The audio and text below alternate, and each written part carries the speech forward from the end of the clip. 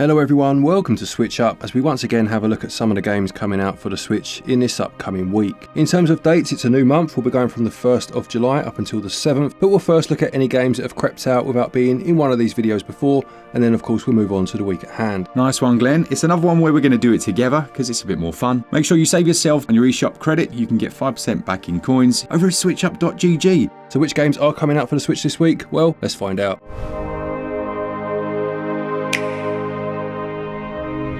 First up, we got the sponsor of this episode, and it's actually Merge Games with their new release Necrosmith, which is launching at the very reasonable price of just £4.99, and that's on the 6th of July. You're tasked with assembling the dead using different body parts while upgrading your tower and combining their various abilities to fight through hordes of enemies and overrun the chosen ones. Your creations can include skeletons, zombies, orcs, harpies, elementals, and even robots, and you'll be mixing and matching their body parts. You can see that down in the corner of the screen. This will change their speed, their strength and aggression, and then you'll build necro labs to improve your tower, which in turn will upgrade your army of the dead. You can then guide this horde through more than a dozen different biome types to find the various keys to escape this cursed world. This looks really cool, and for that price, it's definitely one to keep your eye on. It's a mere 160 megabyte download, and at just £4.99 or your regional equivalent, which can be seen on the screen, definitely one to consider when it launches on the 6th of July. There is also a plush available of the cat character.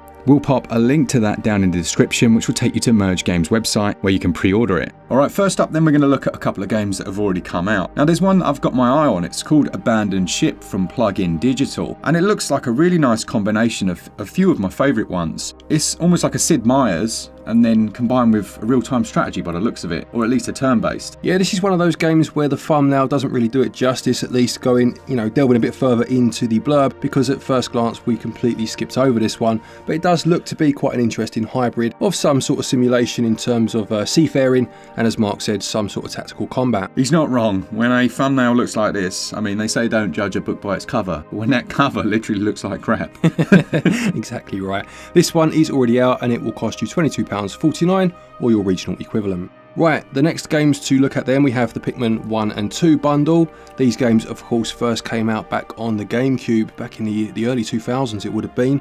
Both games I played back then and very much enjoyed, and it's nice to see them released for a new audience. Yeah, Glen's often spoken about these, so I was very keen to give them a try when they dropped in that direct finally, and I'm very impressed with the gameplay. I will say it does feel a little clunky, it does feel a little bit dated in some of the mechanics, but for its time, it's actually still quite an impressive experience. Yeah, I hadn't really played much like it when it came out back then, the first game, and these are based on the Wii ports that came obviously many years later and do have pointer controls, which is definitely an upgrade. Both very good games, you can buy them separately if you wish. I will say that the first one is my favourite. I do prefer the first one, though I think maybe the second one would be a bit more accessible for newcomers. And if you want to know exactly why, we do have a video on this game. I'll put a link to it in the top right hand corner. What a plug that was.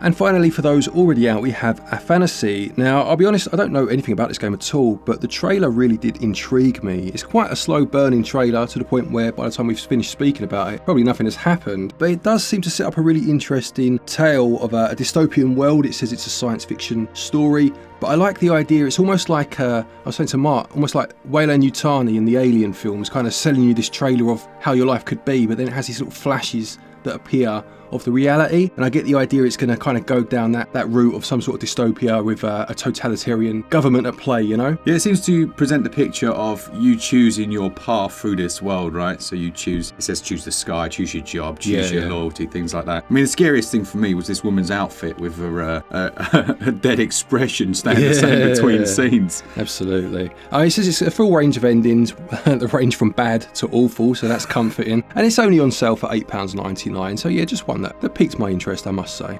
Okay, let's move on to the games coming out this week then, and the first is Echoblade. Yeah, this looks interesting. It looks to be a first-person dungeon crawler, but you use some sort of echolocation because the main protagonist is actually blind. Absolutely, yeah, so you go about in the first person, as Mark just said, using sound to your advantage to try and defeat the foes that you'll encounter as you go along. Now, I'm not entirely sure how this will work as a game. Like, it sounds like an interesting premise, I've got to be honest, but then it might also be quite frustrating because it looks like that echolocation expands your vision and then it contracts almost, you know? Yeah, I mean, I take your point on board, absolutely, but it could be quite refreshing at the same time, you know, to have that constriction and have to deal with it as you go along. Yeah. Quite interesting to see how that plays out. It uses hack and slash combat, and you'll need to avoid traps, solve puzzles, and finally find your path to freedom. It's only on sale for £8.99 if you are interested, and this one will release on the 5th.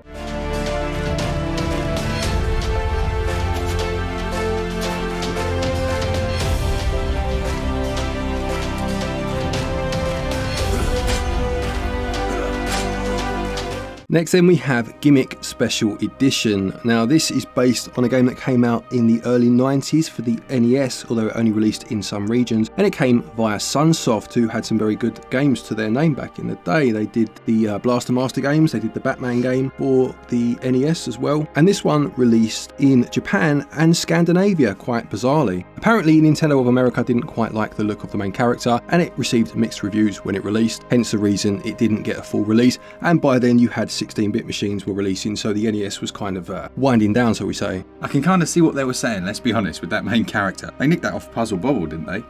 It does look quite similar, to be fair, yeah. I mean, the graphics for the time for the NES are actually quite nice and colourful, nice big bold sprites, but this is one that I have heard some people mention as a game back then, that not hidden gem exactly, but one that obviously kind of got lost to the realms of time. So you've got like different modes that you can play through. It looks like there's a normal mode and a serious mode. I'm guessing that's like old school difficulty levels. I would say so, and you've got your mod cons of the day, save and quick load and rewind and what have you as well. It's on sale for £12.99, so yeah, if you are interested, this one will be out on the 6th.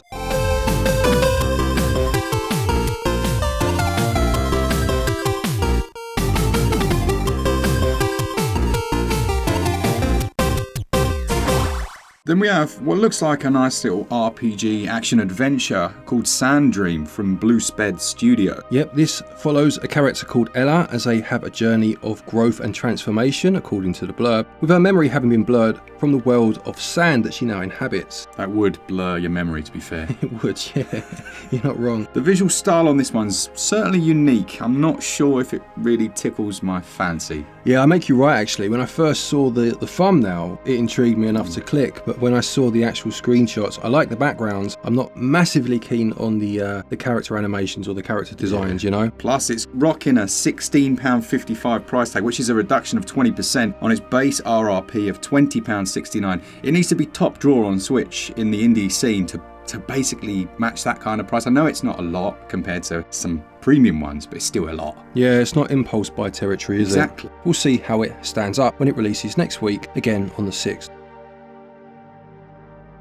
Probably the most interesting one for myself coming next week, because I'm reviewing it at the moment, is The Legend of Heroes Trails into Reverie from NIS America. This takes a Trails series into that 3-dimension, almost like an Ys, a more modern Ys title compared to some of their older ones. It also carries an 18 rating, and there's a lot of adult themes in there that I wasn't really expecting. There will be a review of this one. I'm not allowed to say about how I feel about it. What do you think it looks like, Glen? Well, this is the third game in the Trails series on the Switch. Now, I've only ever played one of these, and that was Trails from Zero, which I think is the first one, certainly the first one that released on Switch anyway. And as you mentioned, it had that kind of isometric top-down view, didn't it? It did. It feels like the old school games. It does feel like those, but they have, like Glen says, they've taken it into a more modern aesthetic as well as control style. It does come with a whole host of additional content in the game. See the eShop for full list, and this one does sell for quite a princely sum of £53.99 or your original equivalent, and it's out on the 7th. Yeah, that extra content is mainly swimsuits. Ah, well, there we go. If you like swimming, you're golden.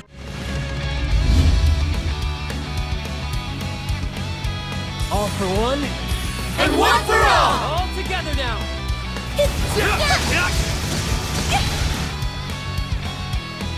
Alright, then we have one that we looked at together a couple of days ago actually. It's called Tad the Lost Explorer, and I haven't got a clue about the film that it quotes.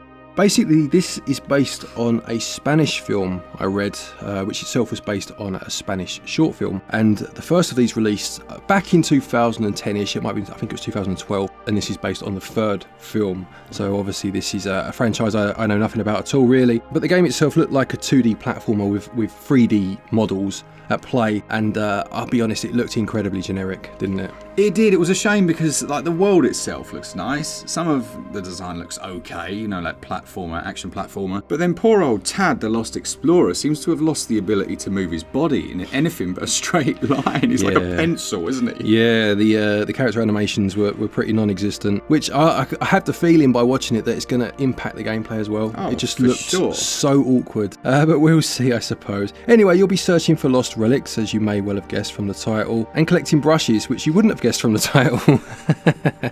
You can follow the adventures of Tad Stones, Sarah Lavroff and Jeff, don't forget Jeff, Don't forget him. through the comics that you'll encounter as you play through the game. Anyway, this one will cost you £35.99.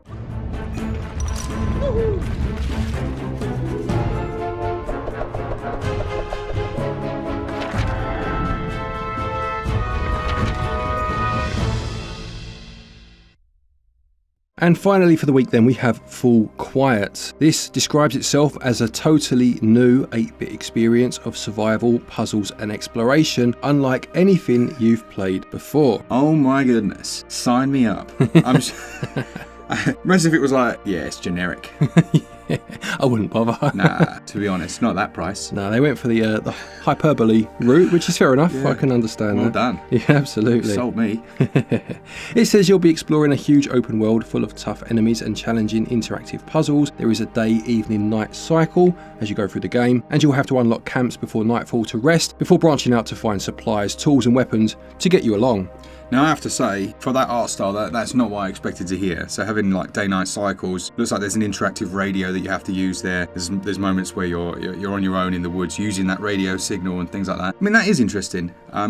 When you put a generic style sounding blurb, it can very often actually put people off. Yes, Get absolutely. us to write it. Thing is, I mean, obviously, I don't know what the gameplay's like, but in terms of what it sounds like, it does what I like 8-bit games to do, and that's take a genre that couldn't have been done in 8-bit back in the day. Like, this could have been one of the original Metal Gear games on the NES. That's what I was thinking. Do you know what I mean? But they couldn't have done that back then. So I do like the premise, but you are right. Just stay away from the standard lines and, you know, the PR talk. Yeah, so you use that radio to get new acquaintances, or buddies it says here, that then allows you to get new skills that you can use in combat. If we can get a code for this one, maybe we can chat about it in our interesting game series.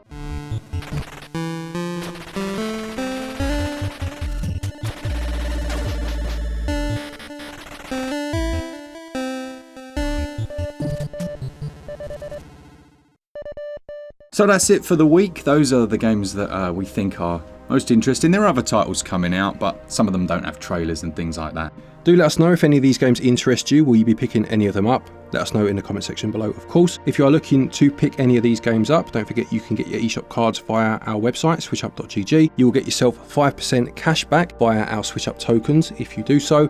On top of that, there is also a link down there to Play Asia. If you want to import any games, again, there is 5% down there if you use the code stated, just to ease the burden of spending your money. A quick thank you to our patrons and our channel members for your continued support, and to each and every one of you for watching our videos. Take care, and until next time, happy gaming.